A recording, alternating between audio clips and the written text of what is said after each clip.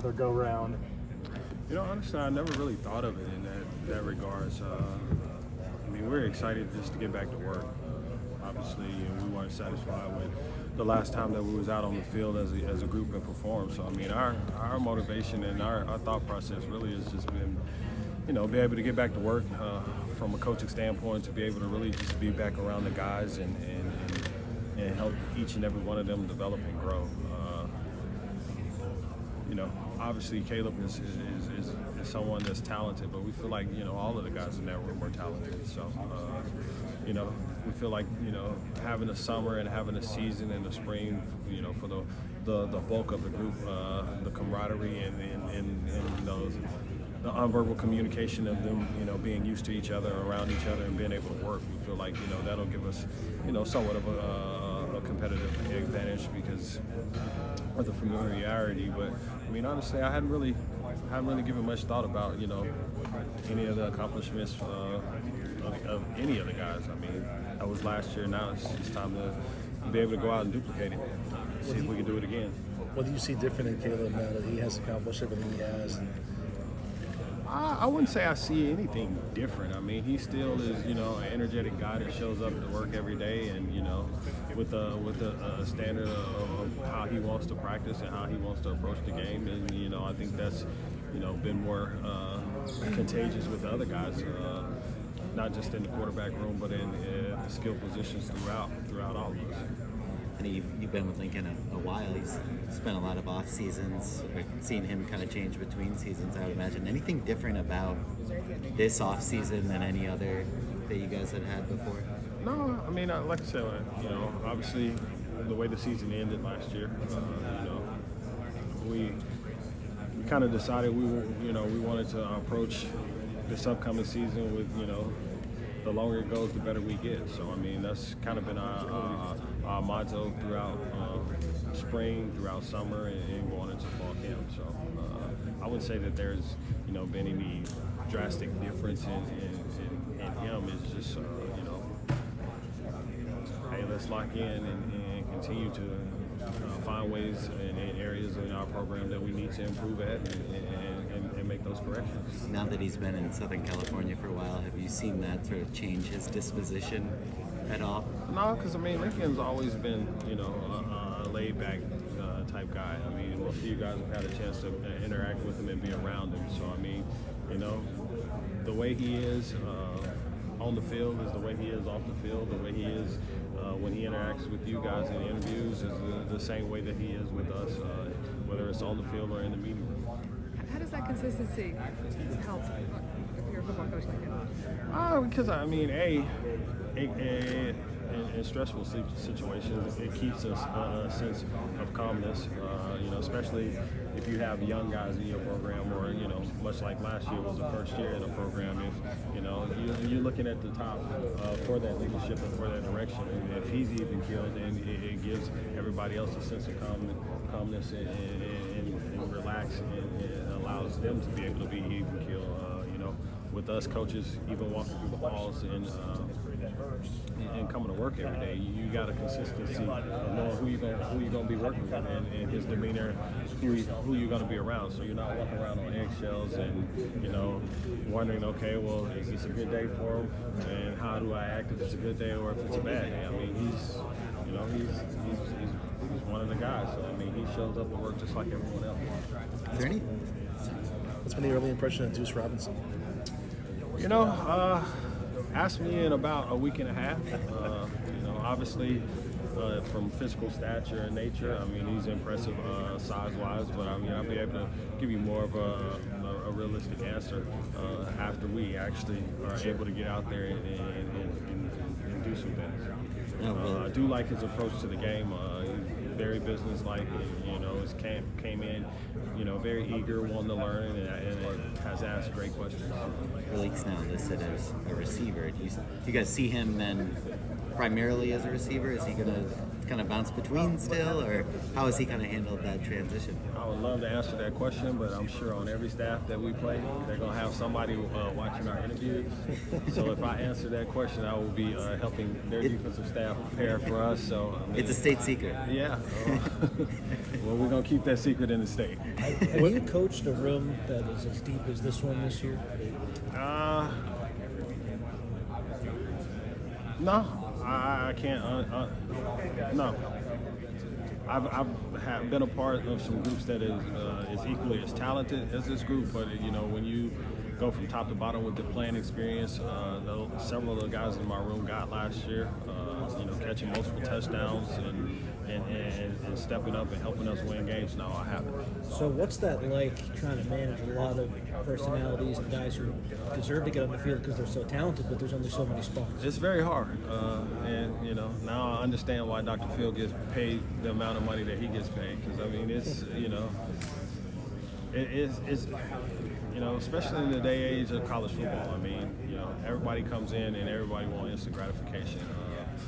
You know, obviously the way we do things here is, you know, you earn the reps that you get and you earn the opportunities that you get, and when you do get those opportunities, you need to maximize it. But I mean, you know, to say that we're going to be able to keep everybody happy, you know, we would like to, but you know, all of these guys came here because they're used to being that guy where they came from. Now let's see if you can take that cream, as they like to say, and elevate your game and rise it to the top here. You know, I think in our system, as we showed last year, I mean, you're not going to just be able to defend one player on our team or two players on our team. You're going to have to defend everybody. And, you know, I think the depth and the talent that we have, not just in my room, but in all of our skill rooms, poses a problem for a lot of our opponents this season. So, I mean, yes, we try to get everybody the ball. We try to, you know, spread it out. That's kind of the way the offense is designed.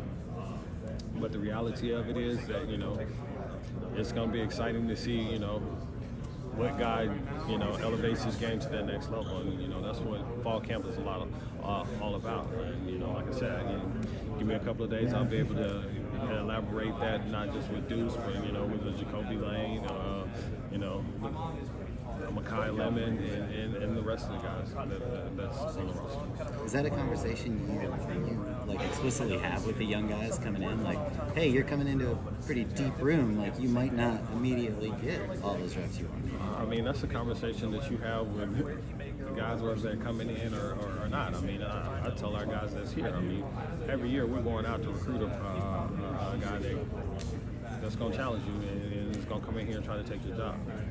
And, you know, most of the guys, or all of the guys that are here that you see that are wearing this jersey and playing for this, you know, this glorious university, they're coming here because they will have aspirations of playing in the NFL. And, you know, that's the same motto that they take. You know, every week and every year they're going out to draft or through free agency, or even, you know, bringing guys in to try out. They're bringing guys in to replace the guys that they have on their roster to create that continue that level of competition and pursuit of excellence. And, you know, that's what we're doing here at USC. When Malik is a receiver, how do you assess his skills as a pass catcher, and what does it allow this offense to do with him in that role? Well, I mean, think about a lot of the stuff that you saw last year. I mean, he had 5 touchdowns last year. Where did most of them come from? Pass catches, you know, whether he was lined up on the perimeter, whether he was lined up in the backfield. So, I mean, you know, if we didn't think that he could, you know, was a natural ball catcher and could catch the football, then, you know, we obviously wouldn't have made that change. So, I mean, it's not like we're trying to put a square piece into a round circle. When one of the receivers in your room earns playing time, what do they do to earn that time? How does it? You got 6 guys, you know, maybe you play 3 or 4. How do they earn those starting roles? How do they earn opportunities? It's done on a week-by-week basis, and it's done through consistency. So, I mean, you know, that starts with what you do on, you know, the first day of practice. Obviously, we harp on being physical on the perimeter, you know, not just, you know, when you have the ball in your hand, but, you know, blocking for your buddy. So that's one way of doing it. Consistency in your alignment and your assignment, consistency in the depth of your routes, and then what do you do once you get the ball? That's a big thing that we focus on. I mean, you know, not every play is going to be a bomb. You know, You're going to have to run some shallow routes. You're going to have to run some intermediate routes. What are you doing after you get the ball? Give us a reason to come in here and say, hey, we got to figure out how to get the ball in this guy's hand again. So, I mean, that's how they earn their spots on the depth chart. And everything's charted. So it's not like it's a surprise. You know, if you're getting a lot of reps, if you're not getting a lot of reps, they get the results of what they do every day in practice. You know, an hour to an hour and a half after the practice is over. I'm sure what guys did last year matters, but how much is it a clean slate? Do you look at last year or now in the spring and fall camp, the guys have to totally earn it again? No, I mean, like I said, guys got to earn it not just during fall camp, but guys got to earn it each week. I mean, if you look at, you know, our lineups last year, I mean, there was guys that, you know, started at the beginning of the year and then toward the, you know, 2-3 games in, may not have been starting. You look at guys that, you know, ended up getting nicked up, and guys, you know, was able to step in and fulfill that role, and us not miss a beat offensively, because once again, that's how we prepare and how we train. You know, guys are expecting that, and they know when they get in there, they have the confidence to carry out their assignments and maximize their opportunity. Zachariah came in with a lot of talent. What was the area that you had to work on the most with him in the spring and through the summer, the one area you want him to focus on growing? You know, obviously his ball skills are elite.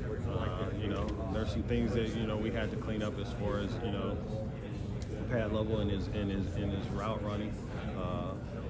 The physicality of the game and understanding spaces, how windows will close up a little bit quicker than what he was used to in high school, and then just, you know, making sure that he understood, like, yeah, you're a talented guy, you're a fast guy, but once you get the ball in your hand, you better secure the ball. So, I mean, there was, you know, some things of that nature was an initial deal that we had to get him caught up on, and then just understanding the speed of the game and his assignments, knowing, like, okay, a handful of things, oh yeah, I got this down, and you can see the different speeds that he would work at it with that, and as opposed to some of the things that he was a little unsure about and wasn't playing as fast. In your eyes, did anyone separate themselves from the receiver pack during the spring? Well, spring's over, so I mean, now they have to do it during fall camp. What did Brendan put together in that bowl game that was just allowed him to have his best game of the season, and can he sustain that? That would be a Brandon question if he could sustain it. I've always thought that was always there. You know, he's a very emotional built type kid. So, I mean, you know, he got a couple of shots in early, and his confidence got going. And, you know, once again, he understood and understands, like, hey, each week presents a different picture for you as far as opportunities. They was doing some stuff where his opportunities and with their coverages where he had potential to get the ball, and he maximized his opportunities. He kind of hinted last year that sustaining his confidence was one of the big battles for him. How do you help coach that with a guy? Just continue to point out, you know, a lot of times in coaching, you're talking to kids about the things that they didn't do right or correcting things that they, you know, may need to get better at. But just continue to point out, all right, hey, man, this is what you do that's really good. And this is, you know, with your skill set, if you continue to do this really well, this separates you from the rest of the pack. So how about we continue to build on this and add this as you're incorporating your portfolio of the game. Did you see anything different about the way he approached the offseason this year? Well, I thought all of the guys worked hard this offseason, and B's been one of those kids from the day that he stepped foot on our campus. You know, he works his butt off. But I do think, you know, it helped him having some younger guys come in. So now he's not just doing it, he's bringing someone along, and he's having to kind of mentor and coach them. So I think that did kind of help him because it gave him a chance to go back and look through some day one install things. And when you start explaining things and teaching things to other people, you pick up on the little nuances that you may have been like, you know, I didn't really think about it like that. Now, as you're telling it to someone else, you really start to think about it. So I think that, you know, kind of, you know, sparked a light with him. Speaking of hard off-season workouts, would you recommend 2.5-hour fishing excursions trying to reel in tuna? I would have until I personally had that experience. That was. I wouldn't say it was the hardest thing I ever done, but I would say this: I definitely didn't train for it, and definitely didn't expect that to happen.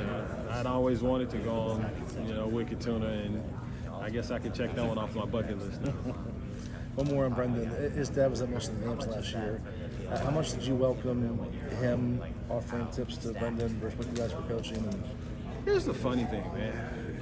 You got one of the arguably greatest guys to ever play the position. You have his kid in your room.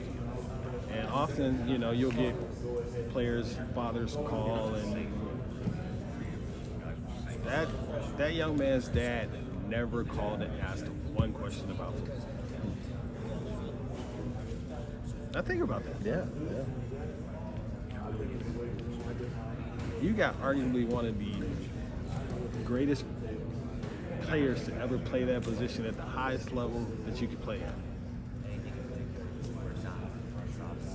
Never picked up the phone to call me and question anything about what we're doing. Only comment that he's ever made about it is like, hey, you as coach, you were at practice every day, coach. Sense that kind of momentum, going into the summer.